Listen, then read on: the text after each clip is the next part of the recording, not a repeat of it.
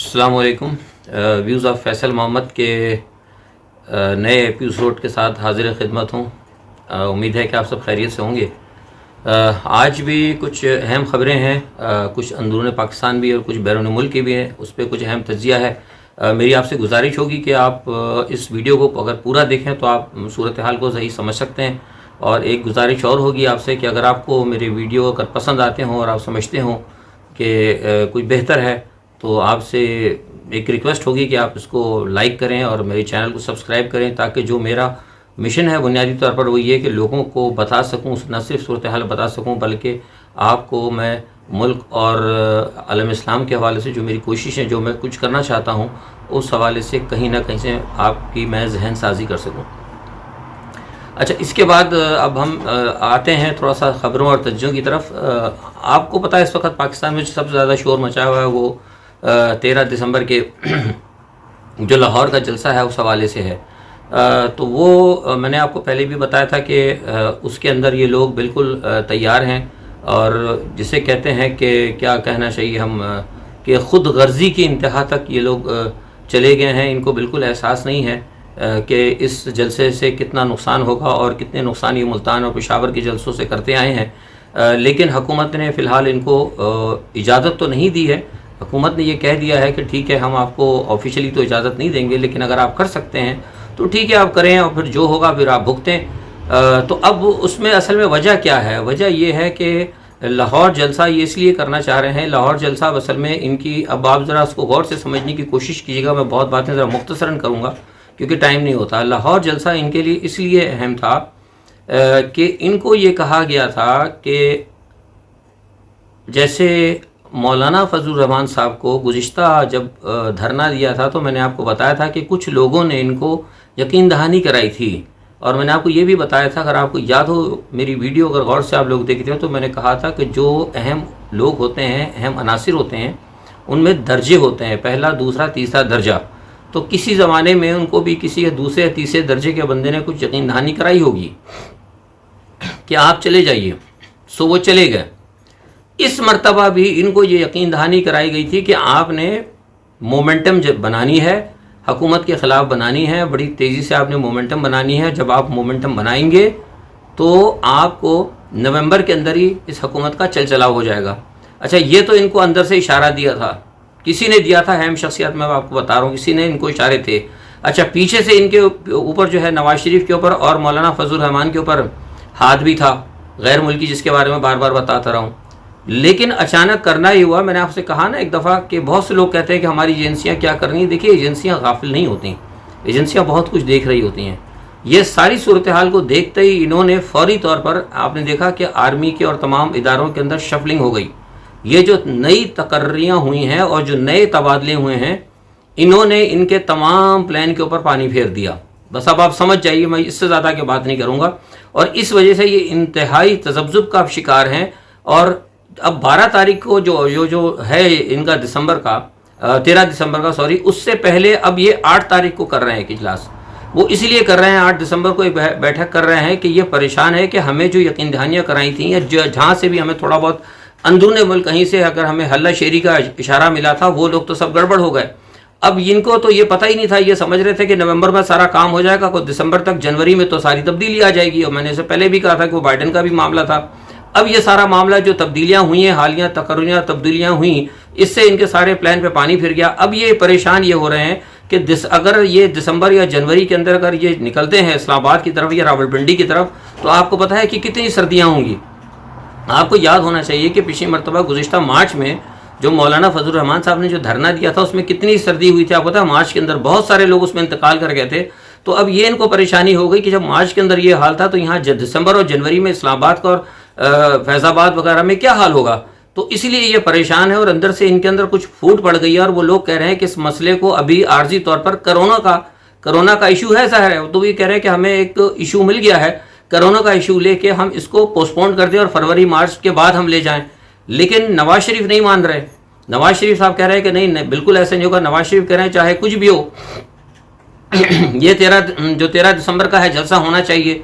अच्छा, वो ये क्यों कह रहे हैं नवाज शरीफ, ये भी मैं आपको बताता हूँ कि बुनियादी तौर पर आपको याद होगा کہ 13 دسمبر ہی کے اندر ایسٹ پاکستان کے اندر سابقہ جو مشرقی پاکستان تھا اس میں شیخ مجیب الرحمان نے اعلان کیا تھا، کچھ باغیانہ اعلان کیے تھے، اور اس کے بعد اس نے تمام استعفے دے دیے تھے. تو اسی مناسبت سے، اسی 13 دسمبر کی مناسبت سے نواز شریف صاحب بھی ہے کچھ بہت بڑی باغیانہ گفتگو کریں گے. اور جو ہمارے پاس اطلاعات ہے وہ یہ ہے کہ بہت زیادہ جاہر قسم کی تقریر ہوگی، وہ ایک ویڈیو بھی دکھائیں گے اور 2 افراد، 2 اہم شخصیات کے استعفے بھی مانگیں گے. تو یہ تمام صورتحال ہے، اور اس لیے نواز شریف صاحب چاہتے ہیں کہ دسمبر کے اندر جو ہے بڑے سے بڑا جلسہ ہو اور اس کو وہ فائنل کریں. لیکن جو نواز شریف کے ساتھ جو لوگ ہیں وہ ان کے اوپر، کیونکہ اب وہ پریشان ہیں کہ یہ اگر بھی ہم کہاں سے ایک تو لوگ لے کر آئیں گے.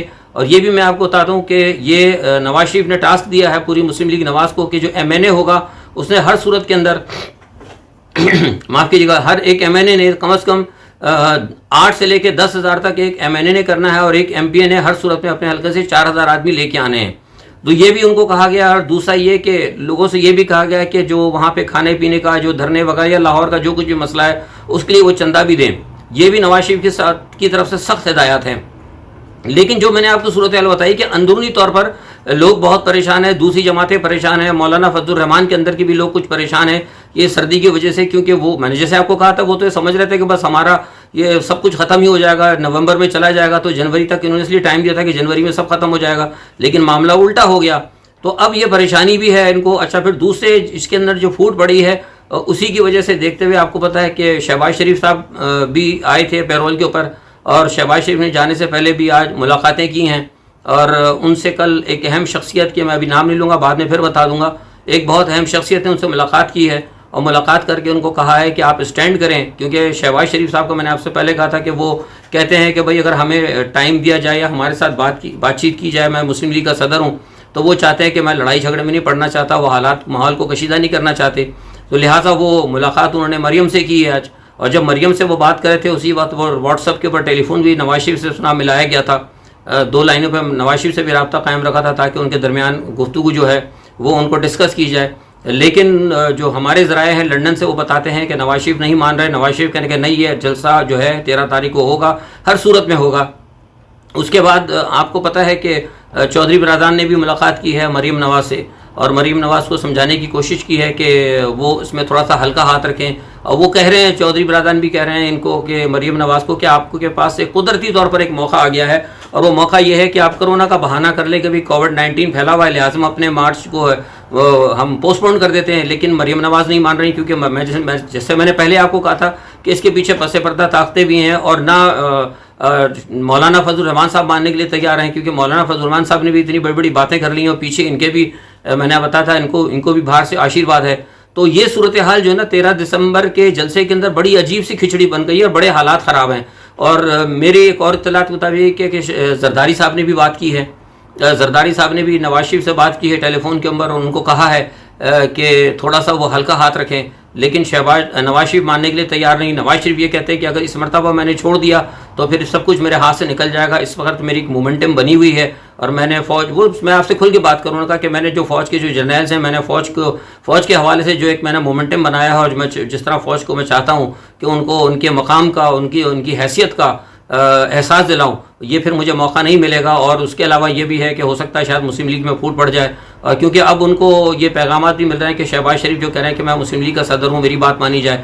تو یہ معاملات جو ہے نا بڑے اندر سے گڑبڑ ہو گئے ہیں. تو اس وجہ سے اب یہ دیکھنا یہ ہے کہ کیا ہوتا ہے 13 دسمبر کے جلسے کو. اور سب سے پہلے دیکھنا ہے کہ 8 تاریخ کو کیا ہوتا ہے، کیونکہ مجھے لگتا ہے کہ اگر 8 تاریخ کو ہو سکتا ہے کہ شاید یہ کووڈ-19 کا بہانہ بنا کر ہو سکتا ہے کہ شاید یہ 13 دسمبر کا جلسے کو آگے کرے. لیکن ابھی تک جب میں آپ سے بات کر رہا ہوں تو اس وقت 13 دسمبر کے جلسے کو ہونا ہر صورت میں ہے.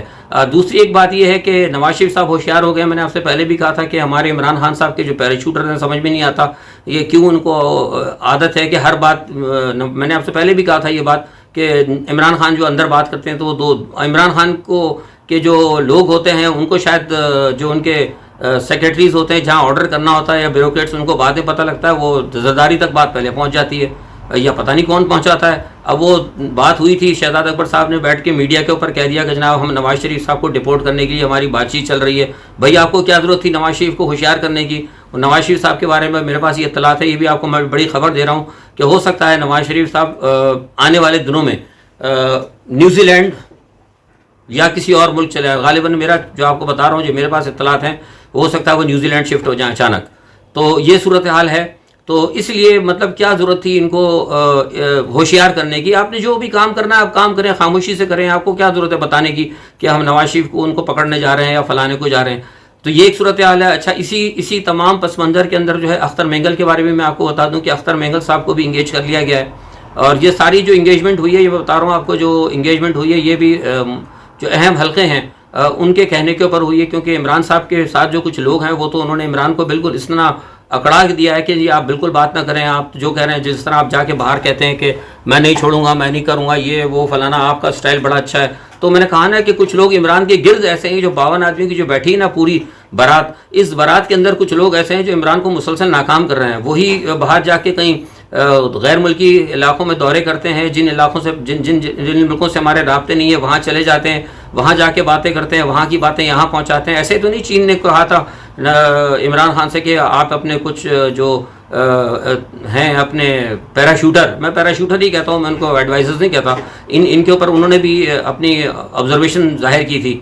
تو یہ ساری صورتحال جو میں نے آپ کو بتائی ہے یہ اندر کھچڑی بن رہی ہے. 8 تاریخ کو آپ کو صحیح معنی میں پتہ لگے گا. جو 8 تاریخ کا جو پی ڈی ایم کا جلسہ ہوگا اس میں آپ کو صحیح صورتحال پتہ لگے گی. لیکن اب تک جب میں آپ سے بات کر رہا ہوں تو صورتحال یہ ہے کہ پی ڈی ایم کے اندر جو ہے بہت زیادہ جو ہے اس وقت ٹوٹ پھوٹ ہے. نواز شریف صاحب وغیرہ اس وقت بہت زیادہ پریشان ہیں. نواز شریف صاحب بالکل پوائنٹ آف نو ریٹرن پہ جانے کے لیے تیار ہیں, جبکہ دوسرے جو سیاستدان ہیں کچھ سردی کی وجہ سے, کچھ دوسرے تمام معاملات کی وجہ سے وہ تھوڑا سا, اور کووڈ-19 کی وجہ سے وہ پریشان ہے. کیونکہ بیرون ملک بھی پاکستان کے حوالے سے میں نے پچھلی ویڈیو میں آپ کو کہا تھا کہ جس طریقے سے اپوزیشن کا جو سٹینس ہے کووڈ-19 پھیلا ہوا ہے ساری دنیا دیکھ رہی ہے, اور جس طریقے سے ان کی باتیں آ رہی ہیں تو وہ لوگ بھی کہہ رہے ہیں کہ یہ پاکستان میں کیا ہو رہا ہے, کہ مطلب کیا پاکستان ساری دنیا کے اندر یا پورے ایشیا کے اندر کیا کرونا وائرس پھیلانے کا باعث بنے گا. تو یہ چیزیں بھی پاکستان کے لیے خطرناک ہو سکتی ہیں.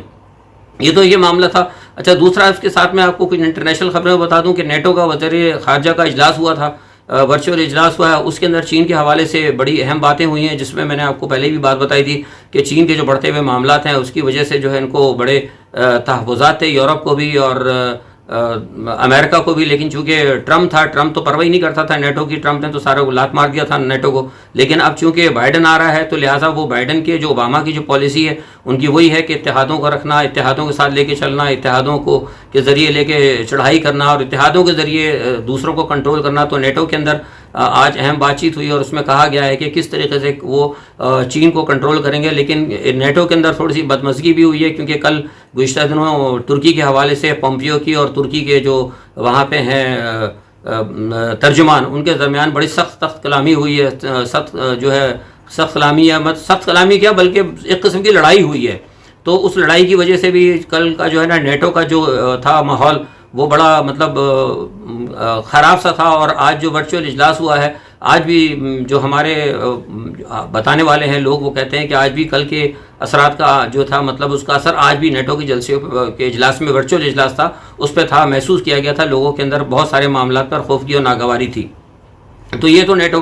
اچھا, دوسری جو ایک اچھی خبر ہے وہ یہ ہے کہ 20 سال بعد, آپ کو میں نے بتایا تھا پہلے بھی, بہت سے لوگ نہیں مان رہے تھے کہ نہیں جی کچھ نہیں ہوگا, لیکن میں آپ سے کہتا تھا کہ انشاءاللہ جو طالبان کا جو مسئلہ چل رہا ہے یہ چلتا رہے گا. کیونکہ ٹرمپ نے کوشش کی تھی اور اس نے کہا تھا کہ یہ, کیونکہ ٹرمپ چاہتا ہے کہ وہ اگر اس مرتبہ نہ ٹھہر سکے, ٹرمپ کی کوشش ہے کہ وہ کچھ کام ایسا کر کے جائے کہ اگر وہ نکل گیا ہوتا نا خاصہ, اگر وہ چلا جاتا ہے, بائیڈن آتا ہے, تو بائیڈن یا جنگوں میں الجھا رہے اور اگلے 4 سال بعد وہ کوئی نہ کوئی ایسا کام کر رہا ہے کہ اگلے 4 سال بعد اس کو ایک چانس مل جائے. تو وہ اس چانس کو اویل کرنے کے لیے وہ کوشش کر رہا ہے کسی نہ کسی طرح ٹرمپ زیادہ سے زیادہ فوجوں کو بلائے, اور خاص طور پہ افغانستان کے حوالے سے بھی فوجی بلانا چاہتا ہے. اور آپ نے دیکھا ہوگا کہ یہ میں کہتا ہے کہ اچھی خبر ہے کہ 20 سال بعد جو ہے طالبان کے درمیان, ادھر وہ جو افغان ہے حکومت, ان کے درمیان بھی معاملہ طے پا گئے ہیں, اور 21 نکات جو ہیں اس طے ہوئے ہیں. اور ان 21 نکات کے تحت مجھے لگتا ہے کہ یہ معاملہ انشاءاللہ بہت جلد ہوگا اور فوجی وہاں سے نکل جائیں گے. گو کہ جیسے میں نے آپ کو بتایا کہ نیٹو نہیں چاہتی, کیونکہ اب نیٹو بھی بڑی کوشش کر رہی ہے, جرمنی کی پوری خواہش ہے کہ وہاں سے نہ نکالے جائے.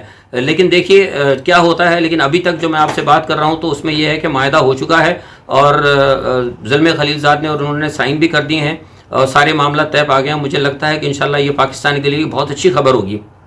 اچھا، اس کے علاوہ ایران کی صورتحال میں نے آپ کو گزشتہ ویڈیو میں بتائی تھی. ایران کے حوالے سے میں نے آپ کو پتا ہے 4-5 دن پہلے ہی بات کہی تھی. پہلے بھی گزشتہ ویڈیو اگر آپ غور سے میری دیکھتے ہو تو میں نے کہا تھا کہ ایران کے اوپر حالات بڑے خراب ہیں اور ایران کے اوپر حملے کا خطرہ ہے.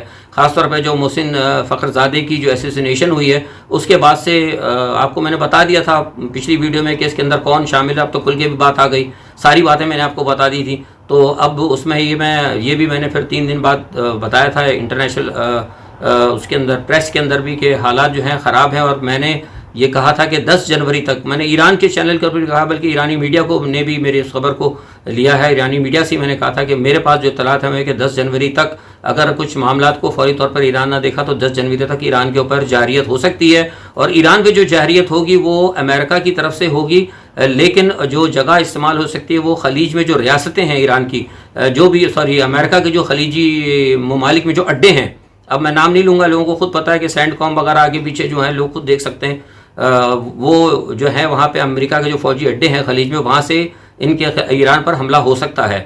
اور یہ اس لیے میں نے کہا تھا, اور میری خبر جو آپ نے دیکھا کہ انشاءاللہ الحمدللہ جو بات میں کرتا ہوں تو چند دنوں میں آپ کو پتہ لگ جائے گا کہ ساری باتیں جو میں بتا رہا ہوں وہ کس حد تک درست ہوتی ہیں. اور جو ایک اس کے بعد اہم خبر ہے وہ یہ ہے کہ محسن فخرزادے کے بعد جو ہے حسن نصر اللہ کے حوالے سے بھی خطرات پیدا ہو گئے ہیں. اور میرے پاس جو اطلاعات ہے وہ یہ ہے کہ حسن نصر اللہ صاحب جو ہے شاید ایران پہنچ چکے ہیں, کیونکہ لبنان میں ان کا خطرہ تھا, وہاں پہ لبنان میں ان کا ٹھہرنا جو ہے بہت زیادہ خطرناک ہو سکتا تھا. تو اسی پس منظر کے اندر ایران نے بڑی تیزی سے کام شروع کیا, اور ایران کی کابینہ نے جو ہے ایک وہ بھی کر دیا ہے, ایک بل پاس کیا ہے اسٹریٹجک بل کے نام سے, جس میں وہ یورینیم کو جو ہے بڑھائیں گے. اور میں آپ کو بہت پہلے بتا چکا ہوں اس حوالے سے کہ ٹھیک ہے جو کچھ بھی ایران کر رہا ہے, لیکن یہاں بھی میں آپ کو ایک خبر دے دوں, میں نے پہلے بھی عالمی میڈیا پہ خبر دی ہے کہ ایران کو آپ اتنا کمزور نہ سمجھے. جس چیز سے یہ لوگ ڈر رہے ہیں وہ تمام چیزیں ایران کر چکا ہے. اگر ایران پر اگر حملہ ہوا تو ایران جو ہے عالمی دنیا کو حیران کر سکتا ہے. اسی پس منظر میں آپ کو یہ بھی بتا دوں کہ 22 دسمبر کو ایک سلامتی کونسل کا اجلاس ہو رہا ہے. اس اجلاس کے اندر بھی یہ معاملہ طے پائے گا کہ ایران سے کہ جو جوہری پروگرام ہے جو ان کے ساتھ ہوا تھا, کوشش یہ کی جائے گی کہ ایران کو کہا جائے گا کہ آپ جو ہے بائیڈن کی چونکہ حکومت آ رہی ہے اور وہ یورپ کے تمام ممالک کے ساتھ وہ جو پرانا ان کا معاہدہ ہے نا اس کو رن کریں. لیکن یہاں یہ میں آپ کو خبر دے رہا ہوں کہ ایران اس پہ نہیں مانے گا. یہ بھی میں آپ کو خبر دے رہا ہوں, یہ پکی میرے پاس جو اطلاعات ہیں میرے اپنے ذرائع سے, سفارتی ذرائع سے, وہ یہ ہے کہ اگر یہ بات ایران مان جاتا ہے تو یہ جو پرانا معاہدہ ہے اس کے اندر کچھ ایسی چیزیں لے کر آئیں گے جس میں کہ ایران کے ہاتھ مزید باندھ دیے جائیں گے. یعنی وہ میزائل ٹیکنالوجی کی حد تک بھی وہ معاملہ جو ہے اس کی بندش پہ جا سکتا ہے. تو لہٰذا میں یہ سمجھتا ہوں کہ ایران اس معاہدے کو تسلیم نہیں کرے گا. تو اسی لیے میں نے بھی کہا تھا اپنے گزشتہ انٹرویو میں ایران کے ساتھ کہ آپ نے جو یورینیم کو افزودہ کرنے کا جو پلان بنا ہے یہ میں سمجھتا ہوں بہت بہتر ہے. اچھا, OIC کی طرف آپ آ جائیے. OIC کی نے جو میں نے گزشتہ دنوں کہا تھا کہ جو قریشی صاحب نے جو ہمارے فارن منسٹر ہیں انہوں نے جو بات چیت کی تھی تو OIC کی طرف سے کشمیر پر بات ہوئی, کشمیر کا ریمارکس آیا, اور ساتھ ہی وہ جو ہمارا بھارت کا ڈوزیر آ گیا, اس ڈوزیر کی وجہ سے جو مجھے پتہ لگا ہے اقوام متحدہ کے اندر جو ہمارے واقفان حال ہیں, جو ہمارے ذرائع ہیں, انہوں نے کہا کہ تمام چیزیں جو اس مرتبہ گئی ہیں اس کے اوپر تھوڑا سا بھارت کو, اقوام متحدہ کو اور کئی جو برادر ممالک ہیں ان کو اس کے اوپر تھوڑا سے تحفظات ہوئے ہیں, اور انہوں نے بھارت سے پوچھا ہے کہ یہ سب کچھ کیا ہو رہا ہے. تو اس وجہ سے بھارت جو ہے اس وقت بہت زیادہ خراب ہو کر رہا ہے لوگ عالمی برادری کے سامنے, اور بھارت کی پوزیشن جو ہے بہت بگڑ رہی ہے. اسی طرح ایک اور میں آپ کو بتا دوں, میں نے جیرڈ کرشن کے بارے میں بتایا تھا کہ جیرڈ کرشنر جو ہے جو داماد صاحب ہیں ٹرمپ کے, وہ آئے ہوئے تھے سعودی عرب وغیرہ, اور آئے تھے سعودی عرب اور قطر. تو بنیادی طور پر تو ان کا ایک پلان یہ تھا جو بظاہر نظر آ رہا ہے کہ قطر اور سعودی عرب کو وہ قریب کریں گے, اور اس میں میرے پاس جو اطلاعات ہیں وہ یہ ہیں کہ اس میں کسی حد تک وہ کامیاب بھی ہو گئے ہیں. لیکن بس میں ہلکا سا اشارہ کر کے نکل جاؤں گا, صرف یہ سعودی عرب اور قطر کو ہی قریب کرنا مقصود نہیں ہے, بلکہ اس جو میں نے بھی اس سے پہلے کچھ الفاظ آپ کو کہے تھے کہ ایران کے حوالے سے کہ کہیں سے کوئی مسئلہ ہو سکتا ہے, کیونکہ قطر وغیرہ میں آپ کو بتایا کہ بہت سارے امریکہ کے فوجی اڈے وغیرہ ہیں. تو ان تمام معاملات کے لیے بھی حالات کو جو ہے نا جو سازگار بنانا یا ماحول کو سازگار بنانا بھی ایک اس کی وجہ ہو سکتی ہے. تو بہرحال یہ ایک صورتحال تھی جو میں نے آپ کو بتائی اس وقت. تو انشاءاللہ اگلے 3-4 دن کے اندر دیکھیں حالات صورتحال کیا تبدیل ہوتی ہے, لیکن یہ ہے کہ ایران کے حوالے سے خطے کے اندر حالات بہت زیادہ بگڑ سکتے ہیں. انہی الفاظ کے ساتھ میں آپ سب سے اجازت چاہتا ہوں. اپنا بہت خیال رکھیے گا. اللہ حافظ.